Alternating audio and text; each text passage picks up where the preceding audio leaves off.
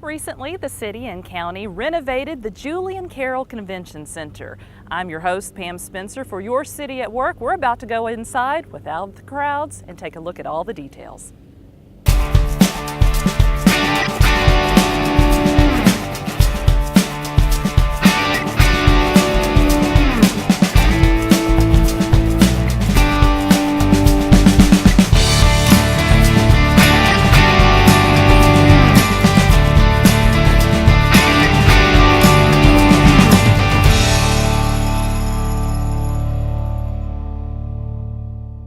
Time to learn a lot about the Julian Carroll Convention Center. It's a feature that has been in downtown Paducah for quite a while. We now need to learn about the history and learn a little bit about the renovations. If you haven't been inside, I'm going to take you inside to see all the renovations that were done in time for the quilt show. But joining me now is our Downtown Development Director and the Director of the Paducah Renaissance Alliance, Steve Doolittle. Steve, hi. Good morning, Good Pam. to see you. Good to Thanks see for you. having us this Well, morning. This is going to be fun because so many people haven't been inside the building yet, or they went in during the quilt show and they were looking at quilts. They didn't notice all the renovations maybe. Maybe they did, maybe they didn't, but we're going to talk about all the renovations. But before we get to that, let's talk a little bit about the history of this building. Okay. When was it built?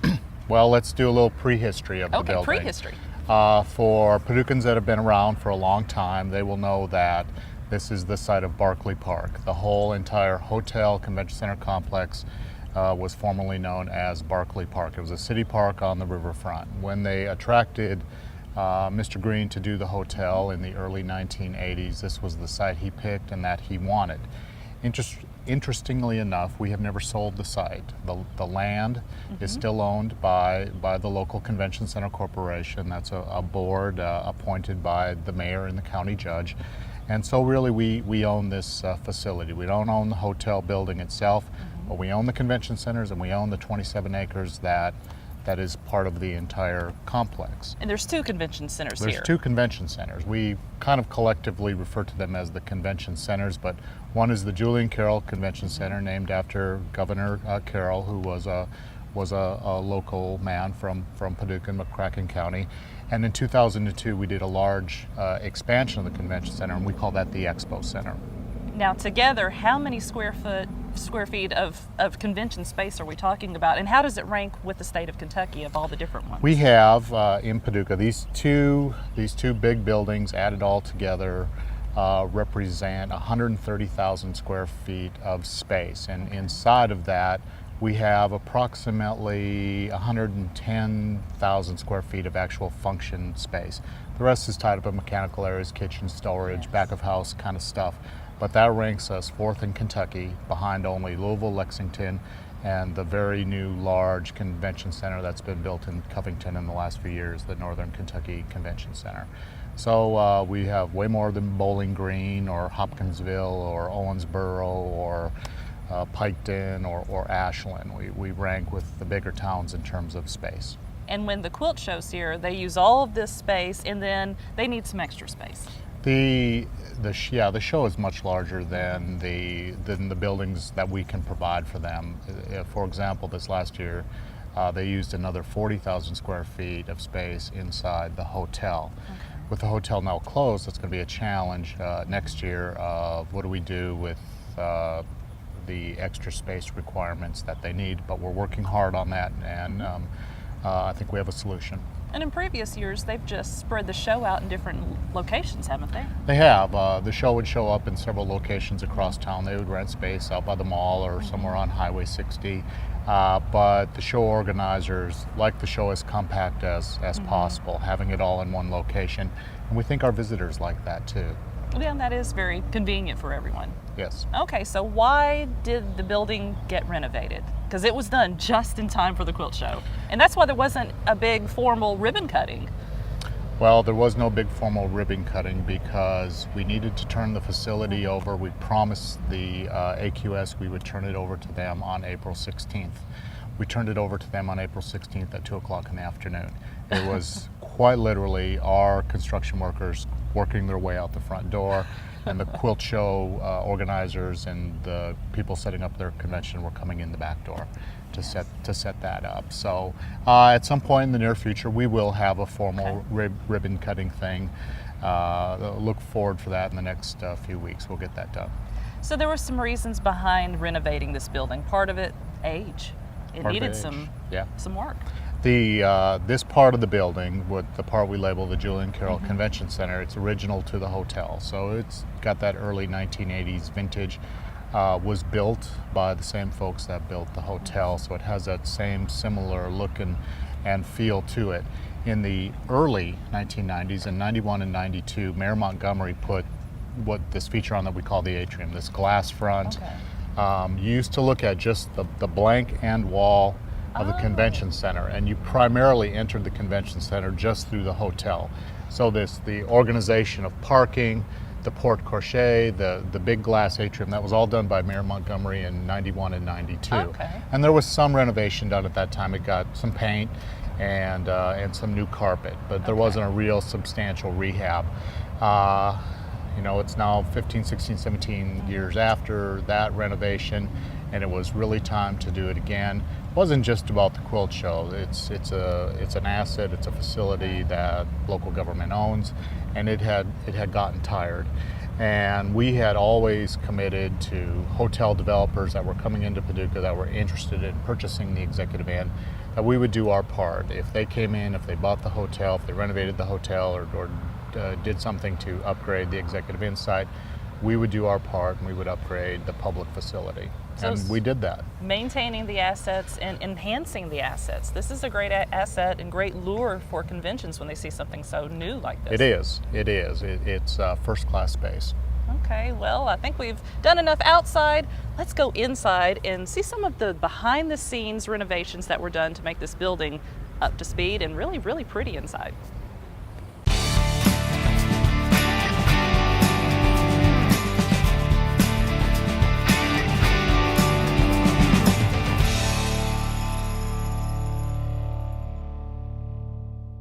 We've now moved inside the Julian Carroll Convention Center, right inside the front door, to take a look at all of the different changes that have gone on inside this building. It's very quiet, no quilts around, so we can really see all of the little tiny details that have been changed in this facility. And so, Steve, what's the first thing that somebody would notice when they walked in this building? Well, hopefully we would notice that everything has changed. Nothing is different. Okay. Every ceiling, every light, every floor surface, every wall covering, everything, every door, every piece of china in the bathroom, every countertop. If you remember it before, it's gone. But here in the main atrium, the main entrance to the center, as people used to come in, they may recall there was a feature around the stairs. What would we call that? Well, it was supposed to be a fountain originally. Okay. It was designed to have water in it and drains, and it was going to be a water feature, but the hotel never used it for that. They filled it up with rocks and plants. And so there was this low brick wall that surrounded the staircase. So that was just using up space. And you know what? The AQS didn't want it. They made their use of this space too tight. So we got rid of it for them and demolished it out and it used to present itself, the front of the stair, it looked like cut limestone. It was actually just a bare concrete front. Okay. So we encased that with drywall and trim and painted it, and we put new millwork and trim on the staircase and on the handrails to dress it up, and we improved the lighting very substantially in here. It just used to have some fluorescent lighting, and so we installed the chandeliers that shine down and shine up and reflect off the ceiling. Very contemporary. Very contemporary. As contemporary as you could get. Yeah, we did. We wanted the center to reflect more of it being 2008 and not 1991 anymore. So to achieve that, we hired engineers and architects and we hired Markham Engineering locally and Pick Flannery Grimoire, a local architecture firm, and they had an in-house designer. Her name was Tisha Wilkins. So as we walk around and you see the carpet choices, the wall coloring, the ceiling design, that was all thought through very well by the designers at Pick Flannery Grimoire. Now, when the designer was trying to work on picking out the colors, were they thinking about the Expo Center and trying to tie in the colors of it? Yeah, all things were considered. The Expo Center is much newer than the Julian Carroll. Right. This part of the building being original to the early 1980s. We actually built that facility in 2002, so it had a contemporary flair with the carpet and the wall colors and the tile and the lighting fixtures that were used. So we didn't want to copy it. We didn't want it to be exactly the same. We wanted people to understand there's a clear demarcation between the expo hall and the rest of the convention center. But I think it worked out marvelously. It ties in really nice, and it's really complimentary, and it's as modern and fresh as the Expo Center. Now, this is a joint project between the City of Paducah and McCracken County. What was the grand total to renovate this building? We're right at $5 million for everything, and that included all the demolition work that had to go on, the design fees, and the new construction. And I know taxpayers are going to say, how are we going to pay for it? It's a loan. It's a loan. The county did a debt issue to pay for it, and the city and county are equally splitting that debt. Okay, so it wasn't stored up funds that we use for this. This is a loan, and we're just paying off the loan over a certain amount of time. That's right.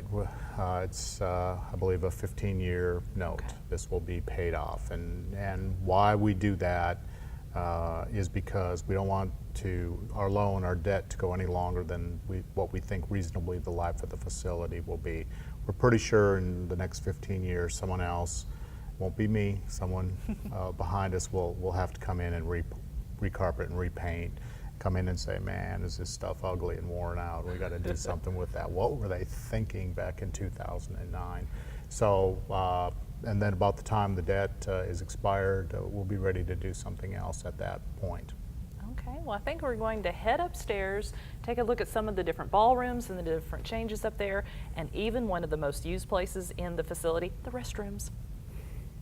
And as we're heading up the stairs, one of the most beautiful things I've noticed is this railing. This wasn't original. It's not. All the metal work that you see is, and it was all supported by just bare concrete. So our architect came up with a nice little design. We covered the concrete with this beautiful millwork, painted all the raw metal, and then this top rail up here was the same as this. We covered it with this nice piece of oak and stained it all to match, and it really improved the overall look of it and gave it a much more rich feel, and it's a lot more comfortable to grab too. It's very sturdy as when you're walking people come down. up the stairs. Yeah. Okay, well, let's keep on going up the stairs. I just had to stop and look at the rail.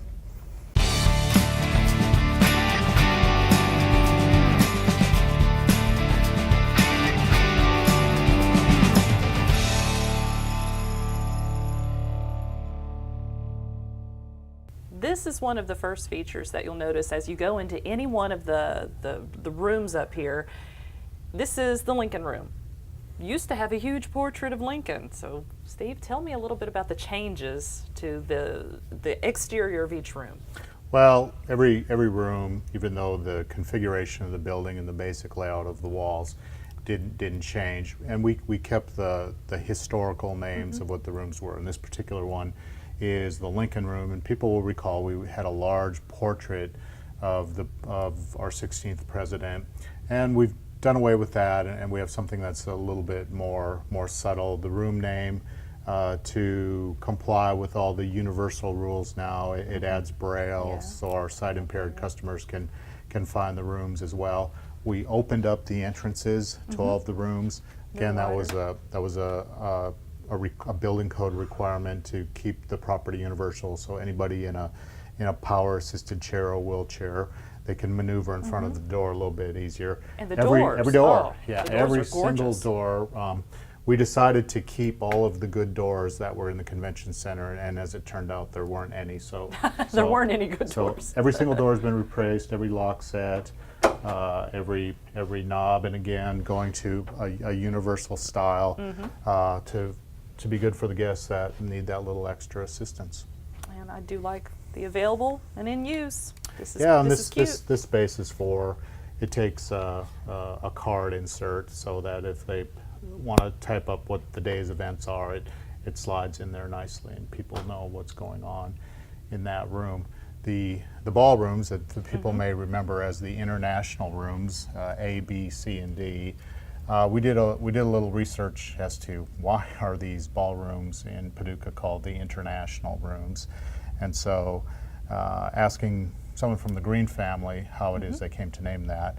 I said, well, that's easy because that's what we named them in Evansville, and that's what we named them in Owensboro, and that's what we named them in Vincennes. So by the time we got to do the Paducah job, it was international ballrooms A, B, C, and D. So we've changed that out to reflect Paducah a little bit more. International Ballroom A is now the Ohio room.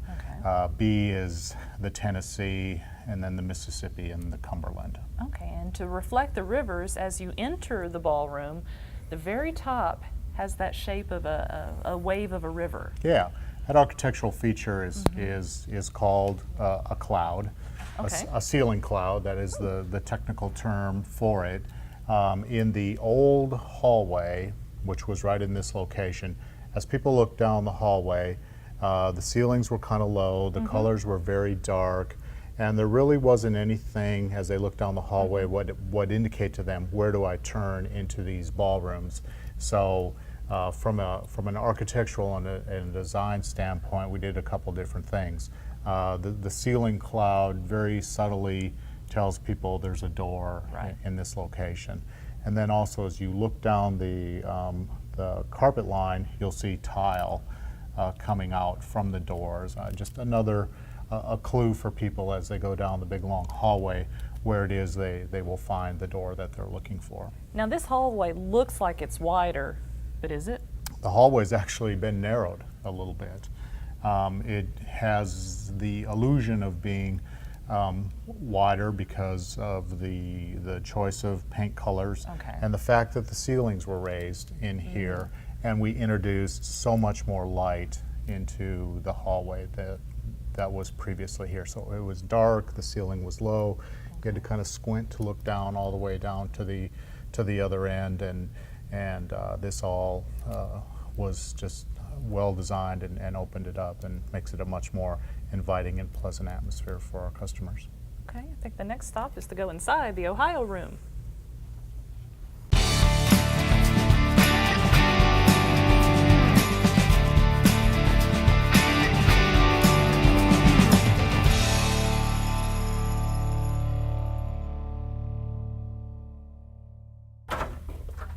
Okay, we're now walking into the Ohio room, which this is the large ballroom. It's got partitions in the back, so you can open it up to the Tennessee room? To the Tennessee room. Okay. How many people can you get in here? Well, the entire expanse, if you open up all the partitions, this room becomes almost 15,000 square feet. The Ohio room is the biggest one all by itself. It's about 7,000 square feet. So you open up all those little rooms and it just about doubles. So partitions are new. We had partitions. We always had partitions, but they had become ugly and dented up and banged up, and anybody talking on the other side in the next room could certainly hear what the people in the other room were doing. They didn't attenuate the sound very well. So we did a very nice upgrade with the new wall partitions. Not only do they look better, but they actually perform much better for us. And what else did you do for the audio-visual capabilities? And I know there's going to be some future upgrades too. Yeah, and we could probably take a shot where we bring a screen down. But in the ballrooms, we embedded into the ceiling 7 different screens that drop down from the ceiling. We never had that feature before. We had a screen on a stand, and some guy would fight with it, and it was all tangled up, and did you spin it this way, and then you get your finger smashed in that little button that would hold the thing up. So we dispensed with using those, and we have electric screens that drop down from the ceilings, and there's 7 of those in all the ballrooms, because there are events where we can push all the doors open and do that. So what we haven't done yet, we have some audio-visual work to do yet. We need to get projectors installed in the ceilings and get a new sound system in here. Is it tied into where if you have a big event going on in here and maybe an overflow crowd in one of the smaller rooms, can they still see it? Yeah, we'll have that kind of capability when we be install that kind of thing. Or if you're way on the other side of the room, you won't have to see the one screen down on the other side. You'll look at the screen that's nearest you and they'll all be tied in together. Okay, well I think we're going to head out and talk about one of the most used features of this building, the restrooms.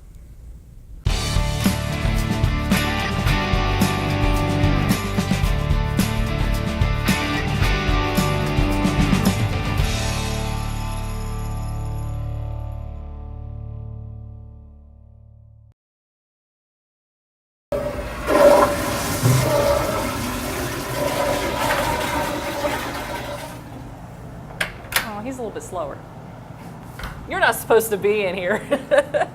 We're in the women's restroom. We're just playing around, but we want to show off all the beautiful features inside the restrooms, from the floors all the way to granite countertop. Granite countertops. Wow, we have granite in here.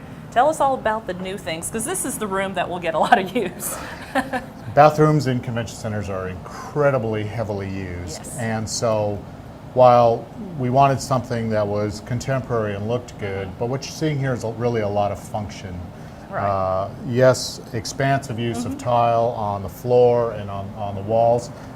It looks great, it's beautiful, but two things. It's durable and it's very easy to clean. Same with granite countertops. Yeah. It certainly makes it look classy, but to us it was also an issue of maintenance. Laminate wears out, laminate has seams, laminate water gets under it and it eventually fails and it's hard to take care of. Same with no faucets. You know, we did the thing with you just wave your hands in front of it and they come on. Less to break, keeps the whole thing neater and nicer. We don't even have paper towels. We've got the hand dryers, so it's green and we're not creating extra landfill waste, but really less for us to clean up, so that we can keep these rooms in service. And even the lights, they'll go out once and the lights not only in the bathroom but all of the meeting rooms. If there's no one in the room after a little while, they kick out. There has to be someone in the room for the lights to stay on. Now, did you add any new restrooms, or is this still the same number of restrooms that were here before, just same a lot number nicer? of restrooms, just dramatically fixed up. Okay. Well, Steve, thank you for joining me in the restroom.